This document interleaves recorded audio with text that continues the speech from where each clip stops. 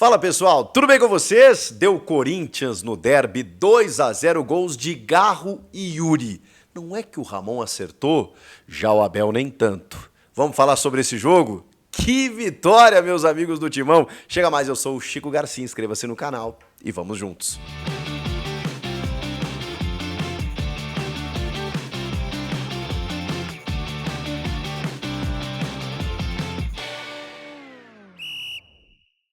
Olha, se tem um momento certo para vencer um clássico, era esse.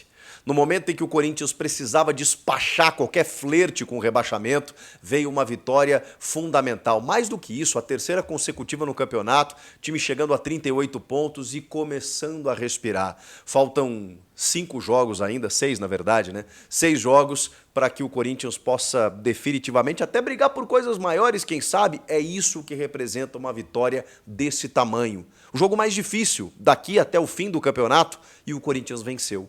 Mesmo sendo na sua casa, era contra um Palmeiras que ainda disputa o título brasileiro. Ficou um pouco mais difícil, especialmente pelo jogo que o Botafogo tem nessa terça contra o Vasco e pode abrir 6 pontos. Depois tem confronto direto no Allianz Parque. Mesmo assim, o Palmeiras vai depender não apenas mais de si, vai precisar conquistar novos pontos, novas vitórias e ainda assim depender de tropeços de um Botafogo cada vez mais disposto a erguer a taça do título brasileiro. Ficou complicado para o Verdão e esse jogo valia muito para o Palmeiras, como valia muito para o Corinthians. Valia a rivalidade, valia tudo que envolvia e valia uma redenção depois da eliminação para o Racing. E esse é o futebol, né? O futebol ele te permite, 3 dias depois, você ter a chance de uma redenção, 3 ou 4 dias, né? A gente estava na segunda-feira. O Corinthians que vem de eliminação, estava com o Ramon Dias muito pressionado, inclusive uma comissão técnica demissionária, que eu acho que ainda podemos falar mais sobre isso, porque não é que ele se garantiu para o ano que vem, mas ganhou uma sobrevida, talvez até o fim da competição, mas vou repetir o que tenho dito, provavelmente ele não vai ficar, mesmo com essa grande vitória, uma vitória que não vinha depois de 3 anos, gente. 3 anos o Corinthians não vencia o Palmeiras independentemente do estádio. Seja em casa, fora de casa, na Arena Barueri, o Corinthians não conseguia vencer o Palmeiras. Venceu. É uma vitória significativa, mas que talvez até coroe o encerramento de um trabalho com o Ramon cumprindo o objetivo de manter o Corinthians na Série A. Mas quando foi preciso mais do treinador, quando ele precisou pegar todos esses reforços e encontrar soluções, ele não conseguiu em momentos cruciais. Isso precisa estar lá numa análise muito criteriosa que será feita ao final da temporada. E provavelmente o Corinthians vai em busca de um novo técnico para o ano que vem. Mas isso é assunto para outro vídeo. O fato é que o Ramon estava pressionado e vejam só, depois das eliminações, o que ele faz? Remonta um sistema que deu tão certo ao longo do ano. O sistema de 3 zagueiros, que propiciou inclusive o André Ramalho, mais protegido, a ser um dos grandes pilares do time na temporada. Quando ele montou uma linha de 4, o André teve problemas. Nesse jogo, ele jogou de novo numa linha de 3, com Gustavo Henrique e Félix Torres. Inicialmente, o Félix Torres pela esquerda, que eu entendo muito pouco. No segundo tempo, pela direita, onde ele rendeu muito mais. Os laterais foram muito bem. Baixando numa linha de 5, numa estratégia de esperar o Palmeiras e de se defender, com Hugo jogando muita bola. E olha que ele foi cercado e acossado pela Joia Estevão, que teve muitas dificuldades. Levou vantagem em alguns momentos, especialmente sobre Félix Torres, mas em outros momentos o Hugo conseguiu ter supremacia diante da Joia Alviverde. Do outro lado, o Mateuzinho, que fez um jogo muito correto, inclusive participando do primeiro gol do Garro. No meio de campo, José Martínez, que também foi outro redentor, um jogador muito criticado nos últimos jogos, mas que fez uma partida soberana. Coube a ele a marcação no meio de campo e o meio campo com inferioridade numérica por conta dos 3 zagueiros, em que o Palmeiras dominou no primeiro tempo. Mas José Martínez, naquilo que ele coube, foi gigante, porque ele foi raçudo, ele disputou bolas, ele teve um grande duelo com o Richard Rios, que é um jogadoraço e que no primeiro tempo teve muito mais espaço, mas depois o José Martínez conseguiu impedir os avanços do Palmeiras. Além do José Martínez, o Alex Santana e depois o Rodrigo Garro, com o Memphis e o Yuri Alberto no ataque. Esse foi o time escalado pelo Ramon Dias, que eu nem sei se eu concordo, mas sou obrigado a respeitar e entender que deu certo, a estratégia deu certo. O Corinthians se propôs a se defender, mesmo sendo contra um Palmeiras, chamando o Palmeiras para o seu campo. E o início do jogo ele foi assustador. O Palmeiras teve, nos primeiros 5 minutos, umas 2 chances claras para marcar. E aí entra em campo um outro grande destaque do jogo, Hugo Souza. Que goleiro impressionante, que goleiro formidável. E esses jogadores, eles carimbam a sua história, a sua jornada em jogos como esse. É óbvio que o Hugo será lembrado, claro que a gente espera que ele ganhe um título, seja no ano que vem ou em algum momento, mas o Hugo será sempre lembrado por um clássico em que o Corinthians não vencia o Palmeiras por 3 anos, por 8 jogos, e de repente num jogo crucial para escapar do rebaixamento, o Hugo fechou o gol. Foi 2-0 para o Corinthians, mas o Hugo foi destaque absoluto do jogo. Não absoluto, mas um dos grandes destaques, porque a gente ainda tem que falar de Rodrigo Garro e Yuri Alberto. Calma que eu chego lá. Hugo Souza, cara, ele salva uma bola no primeiro minuto de jogo do Flaco Lopes, que ele consegue romper uma linha de 3 zagueiros, mas ele consegue finalizar, a bola queimando em cima dele, ele pega embaixo. Na sequência, o Estevão leva a vantagem sobre o Félix Torres, faz o cruzamento e o Felipe Anderson de cabeça, cabeceia para o chão, uma bola difícil, o Hugo vai lá e pega. São 2 momentos em que ele já começa o jogo fazendo milagres. Depois disso, o Rafael Veiga perde uma bola, que ela vem com um desvio, que vem da direita, assim, mas na marca do pênalti, sozinho, cara, e ela vai por cima. Era um momento em que o Palmeiras muito poderia ter aberto o placar, isso não aconteceu. Aí o Yuri começou a receber bolas no espaço vazio. E isso já indicava o que poderia acontecer, porque era um Palmeiras proponente, era um Palmeiras protagonista, que não sente o estádio, que não sente, ele joga em casa, pelo menos não sentia até então. Ele joga em casa ou fora de casa como se estivesse em casa, mas atacando ofereceu espaços e o Yuri Alberto começou a receber algumas bolas. Um lance estava impedido, o outro o Everton defendeu, o outro a bola escapou demais, mas o Yuri começou a receber a bola no espaço vazio. E o Memphis um pouco mais de trás, mais posicionado, que talvez até nem tenha feito um grande jogo, mas felizmente não precisou, conseguiu ser esse cara para chamar a marcação e permitir os avanços do Yuri Alberto. E aí, numa das tantas chegadas, já no final do primeiro tempo, em que o Corinthians finalmente se lançou ao ataque, chega ao seu gol. Numa jogada que parte do Yuri pelo lado esquerdo, em que, na verdade, antes disso, tem uma bola recuperada pelo Palmeiras e o Rafael Veiga vai puxar o contra-ataque, ele erra o passe. E quem interrompe é Félix Torres. Olha que ironia. Ele toca para o Yuri e o Yuri levanta no segundo pau buscando o Mateuzinho. Só que aí o Caio Paulista vai tentar dar uma jogadinha de perna esquerda, de costas, meio displicente, a bola cai no pé do Mateuzinho. O Mateuzinho inteligentemente espera a marcação, o momento certo e recua para o Garro. E o Garro, um chute seco, rasante no canto, mata o goleiro Everton. Pede desculpas para a torcida pelo gol perdido lá na Argentina, que eliminou o Corinthians. Não só esse gol, como outros tantos fatores que a gente já analisou, mas ele se sentiu culpado e ele foi muito cobrado por isso, pois faz um gol fundamental, de extrema importância, dias depois, numa redenção do seu camisa 10. Rodrigo Garro, que no segundo tempo arranca em disparada. Depois de uma recuperada de bola, José Martínez ganha no corpo do Richard Rios, serve o Garro avança e percebe o Yuri que correu em disparada pelo lado esquerdo e a bola sai muito esticada. Mesmo assim, o goleiro Everton erra completamente o tempo da bola, mas ele falhou justamente na frente de um cara que ele não podia falhar.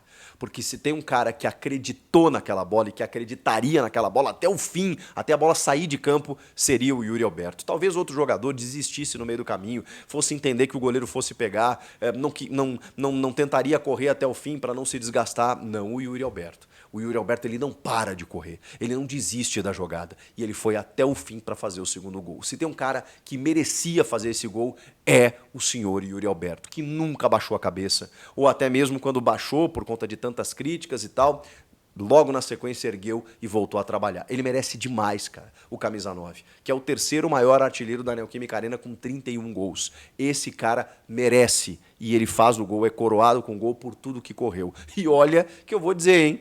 Tem um pênalti nele. Num lance que não estava impedido, o Gustavo Gomes chega atropelando, o Yuri chega antes na bola.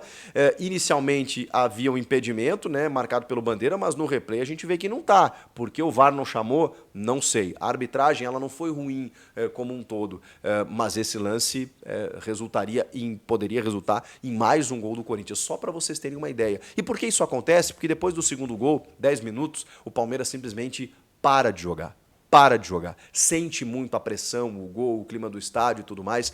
E vem as trocas do Abel Ferreira. Mas antes das trocas do Abel Ferreira, vem a troca de Ramon Dias. E vejam só, sou um crítico de Ramon. Sou um crítico porque acho que ele falhou demais nas 4 semifinais que o Corinthians disputou. Só depois ele percebeu que poderia voltar com um sistema de 3 zagueiros, que eu nem sei se eu concordo, tá? Mas o fato é que deu certo, e deu certo ao longo de vários momentos da temporada. Ele simplesmente resolveu voltar com esse sistema só agora. Ele fez uma escalação que eu até tenho dúvidas se foi a mais eficiente, porque pelo volume que o Palmeiras implementou no primeiro tempo, poderia ter sido o Palmeiras o vencedor, mas ele usou uma estratégia e a estratégia deu certo, ponto, nova linha. Mas ele foi muito bem nas trocas. Acima de tudo, ele foi muito bem nas trocas.